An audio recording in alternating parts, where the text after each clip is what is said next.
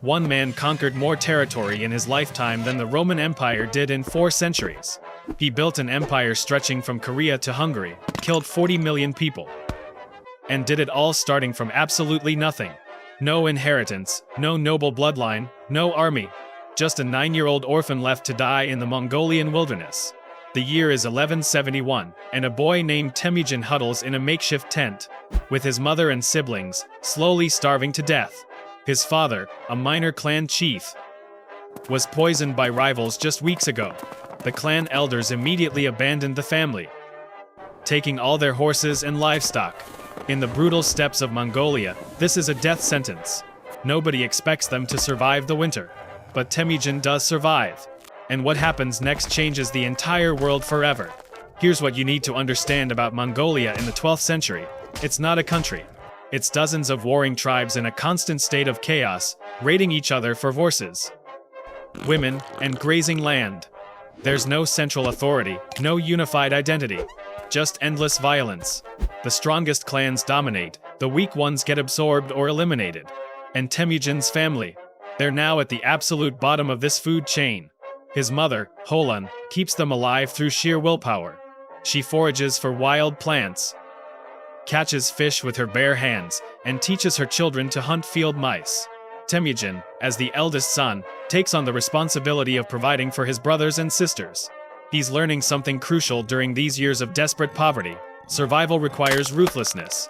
This lesson hits home when his half-brother Bektar starts hoarding food and asserting dominance over the family. Temüjin, maybe 13 years old at this point, makes a decision that reveals who he'll become. He and his brother Kasar track Bektar into the hills and shoot him dead with arrows. When they return home, their mother is horrified, screaming at them for killing their own blood. But Temüjin shows no remorse. Bektar was a threat. Threats must be eliminated. Word of this murder spreads, and it reaches the ears of the Teüjin clan who once abandoned them. They see Temüjin as a potential problem, someone who might seek revenge when he's older. So they raid his camp, capture him, and lock him in a wooden collar called a kang, a mobile prison that prevents him from using his hands. He's paraded around as a warning to others. But during a festival when his captors get drunk, Temüjin makes his move. He spots a moment when the guards aren't watching, slips into a nearby river, and hides underwater, breathing through a gap in the reeds. The Teüjin search for him all night but eventually give up. A sympathetic family secretly helps him escape, hiding him under wool in their cart until he's far enough away to run. Most people would flee the steppes entirely after an experience like that. Find a peaceful life somewhere else. Temüjin does the opposite. He starts building alliances. He seeks out Tobrul, his father's old friend and Khan of the powerful Karat tribe. Temüjin offers him a valuable sable fur coat and pledges loyalty. Tobrul, impressed by the young man's boldness, agrees to help him rebuild. This is where Temüjin's genius starts to show. He's not just forming alliances, he's identifying a fundamental flaw in how Mongolian society operates. The tribal system is based entirely on blood relations. If you're not born into the right family, you're nobody. But Temüjin realizes something radical. What if loyalty mattered more than bloodline? He starts gathering followers based on merit and personal devotion rather than family ties. Warriors who prove themselves capable get promoted, regardless of their origins. This is unheard of in Mongolian culture, and it makes him dangerous. He's offering outcasts and low-born warriors something no Khan has ever offered before: opportunity. His childhood friend Jamuka notices this and initially sees it as brilliant. They swear an oath of brotherhood, combining their forces. For a while, they're unstoppable together. But the philosophical difference between them grows more obvious with each raid. Jamuka believes in traditional tribal hierarchy. Temüjin believes in rewarding competence. The break comes after a raid when one of Jamuka's relatives steals horses from Temüjin's people. Instead of letting it slide, Temüjin's men kill the thief. Jamuka demands Temüjin hand over the killers. Temüjin refuses. They're his men, and they were defending what was theirs. The friendship shatters, and Mongolia splits into 2 camps, those who follow tradition and those who follow Temüjin. What happens next is a masterclass in psychological warfare. Jamuka attacks first, capturing some of Temüjin's allies and boiling 70 young warriors alive in massive cauldrons.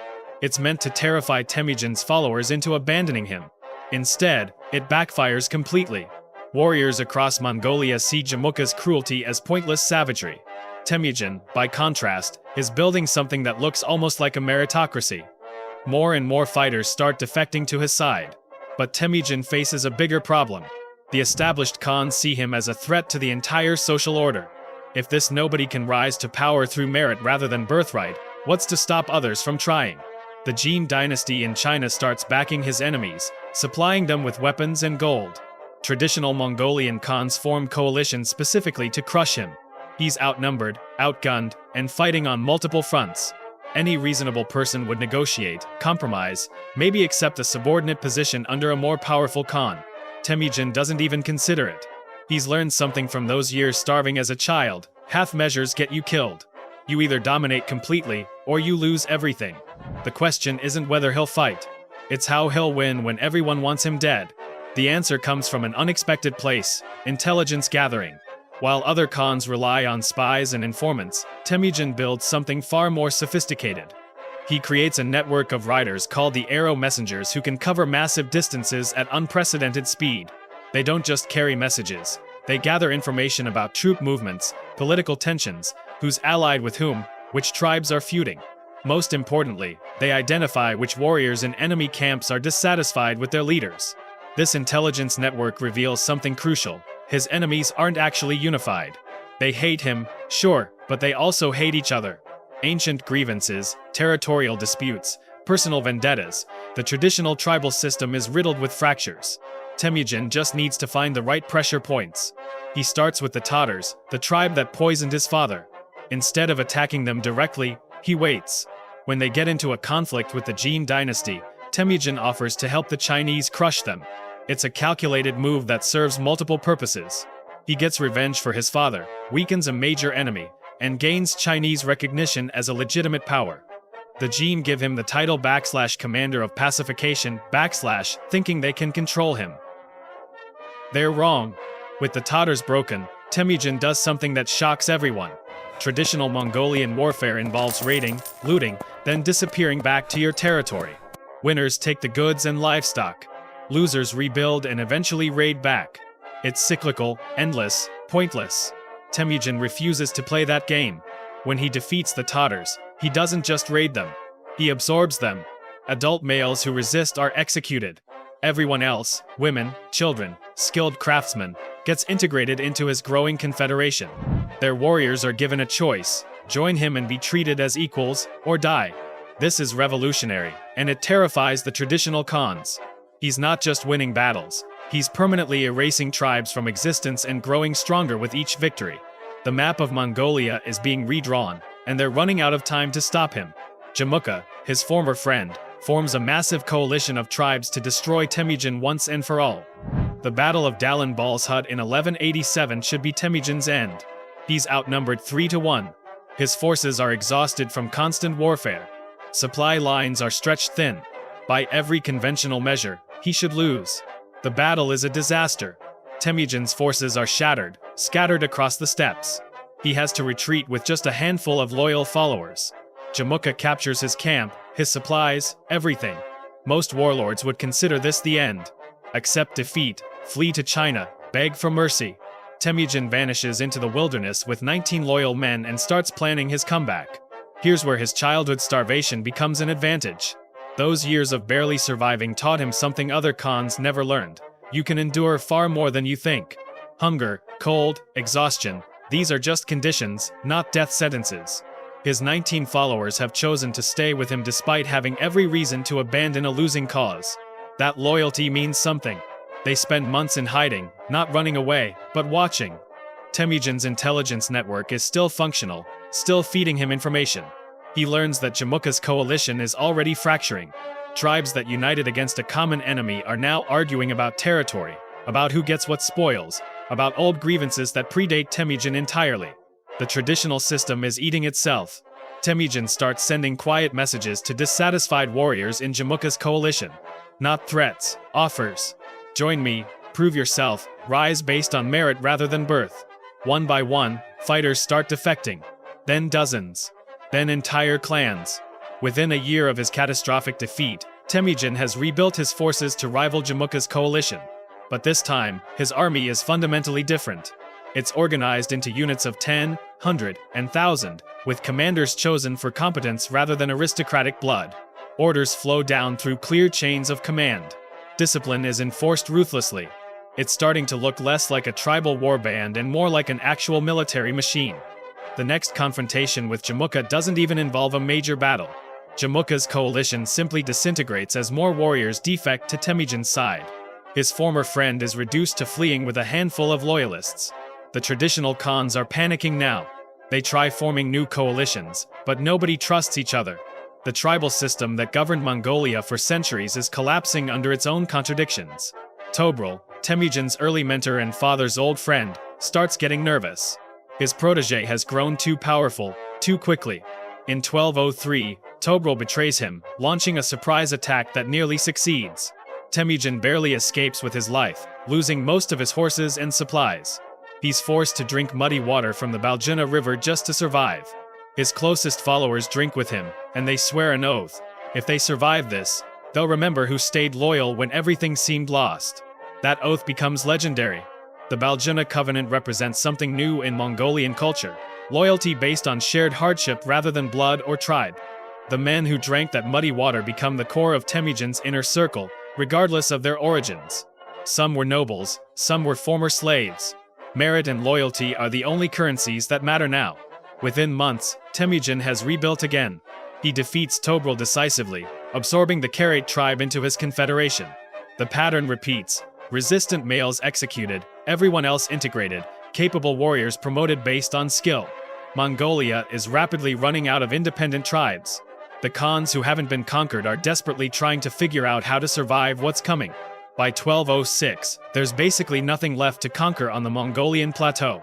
Every major tribe has either been absorbed into Temujin's confederation or completely destroyed. He calls a grand assembly at the Onan River, a Kuriltai. Representatives from across Mongolia gather, and they do something unprecedented. They declare Temujin the great Khan of all Mongols. They give him a new title, Genghis Khan, Universal Ruler. This isn't just a new name. It's a complete reorganization of Mongolian society. The old tribal structure, gone. No more aristocratic bloodlines determining who gets power. The entire nation is restructured into that decimal military system, units of 10, 100, 1,000, 10,000. Every able-bodied man is now part of this machine. But here's what makes it actually revolutionary. Soldiers' families are protected and provided for by the state. Widows and orphans of fallen warriors receive support. Wounded veterans get pensions. This has never existed before in nomadic culture. Genghis Khan institutes written law. The Yasa code applies equally to everyone, nobles, commoners, even his own family. Theft, adultery, lying, all have fixed punishments regardless of who commits them. Meritocracy isn't just encouraged, it's legally enforced. A talented commoner can rise to command thousands while an incompetent noble gets demoted or executed. Religious tolerance becomes law. Shamans, Buddhists, Christians, Muslims, everyone practices freely as long as they don't challenge Khan's authority. This seems progressive until you realize it's purely pragmatic. Religious conflict wastes resources that could be spent conquering. The Mongol military machine is unlike anything the world has seen. Each warrior maintains multiple horses, rotating them to maintain speed over massive distances. They can cover over 100 miles in a day when European knights struggle with 30. Communication happens through an elaborate relay system, the YAM, with stations every 25 miles. Orders reach armies thousands of miles away within weeks. Intelligence gathering becomes systematic. Before attacking anywhere, Mongol spies spend months learning everything: political divisions, military capabilities, economic weaknesses, even which nobles might be bribed. They're not just raiders anymore. They're running sophisticated military operations. China seems like the obvious target. The Jin dynasty controls northern China, and they've been treating Mongols like barbarians for generations, demanding tribute, playing tribes against each other. Genghis Khan has personal reasons to hate them. They executed one of his ancestors. But revenge isn't the strategy here. China is wealthy beyond imagination. Cities with hundreds of thousands of people, vast farmlands, advanced technology. Taking China means transforming from steppe nomads into a world power. The Jin dynasty isn't worried at first. They've seen nomadic raids before. You pay them off or wait until they get bored and leave. They have no concept of what's coming. In 1211, Genghis Khan invades with approximately 100,000 warriors. The Jin have armies several times larger, massive fortifications, and technological advantages. They should win easily. But Mongol tactics make traditional advantages irrelevant. They don't attack fortified positions head-on. They bypass them, destroying crops, disrupting supply lines, forcing Jin armies to chase them across open terrain where Mongol cavalry dominates. When they do besiege cities, they use Chinese siege engineers, experts who defected or were captured, and offered better treatment than their former employers provided. The psychological warfare is brutal. Cities that surrender immediately are treated relatively well. Cities that resist, everyone dies. Not as mindless cruelty, as calculated strategy. Surrender or face total annihilation.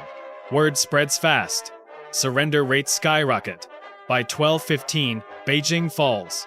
The Jin dynasty is collapsing, though it'll take another 20 years to completely conquer northern China. Genghis Khan is in his 60s now but showing no signs of slowing down. The Mongol Empire is expanding in every direction, west into Central Asia, south into China, even probing raids into Persia. The speed is incomprehensible. Empires that took centuries to build are falling in years. What's driving this expansion? Partially momentum. The system requires constant conquest to maintain itself. Warriors expect rewards, and those come from plunder. But there's something else happening. Genghis Khan is creating infrastructure that transcends conquest. The YAM system doesn't just move military orders, it becomes the backbone of trade across Asia. Merchants can travel from Europe to China with Mongol protection, something impossible before. The Pax Mongolica is emerging. Brutal conquest followed by enforced peace and trade. Then comes the Khwarezmian Empire. Shah Muhammad controls a massive territory from Persia to Afghanistan, wealthy, powerful, established. Genghis Khan sends a trade caravan with a letter proposing peaceful commerce. The governor of one border city accuses them of being spies and executes the entire caravan. Genghis Khan sends ambassadors demanding the governor be punished. The Shah kills the ambassadors. This might be the worst diplomatic decision in history. Genghis Khan redirects his entire military west. What follows is systematic annihilation. Cities that held out against sieges for years fall in days. The Khwarezmian Empire, one of the most powerful states in the world, ceases to exist within 2 years. The Shah dies fleeing on an island in the Caspian Sea, his empire completely destroyed. Genghis Khan dies in 1227, probably from injury sustained falling from a horse. He's in his 60s, still personally leading campaigns. His empire stretches from Korea to the Caspian Sea, the largest contiguous land empire in human history at that point. And it's still expanding. His descendants will push it even further, eventually controlling territory from Hungary to Vietnam. Roughly a quarter of the world's population will live under Mongol rule. The death toll is staggering. Estimates suggest tens of millions died during Mongol conquests. Entire cities erased. Irrigation systems destroyed, causing famines that killed more than the armies. The environmental impact was so severe that some studies suggest it briefly affected global carbon levels, as farmland returned to forest. But the same empire that caused that destruction also connected East and West in ways never before possible. Technologies, ideas, and goods flowed across the Silk Road under Mongol protection. Some historians argue the Renaissance was partly enabled by knowledge transmission through Mongol trade routes. That's the paradox of Genghis Khan, architect of unprecedented destruction and catalyst for global connection. Both are true. The boy left for dead in the Mongolian wilderness didn't just survive. He rebuilt the world according to principles forged in that survival: meritocracy, loyalty, ruthless pragmatism. Those principles built an empire that outlived him by generations and changed human history permanently.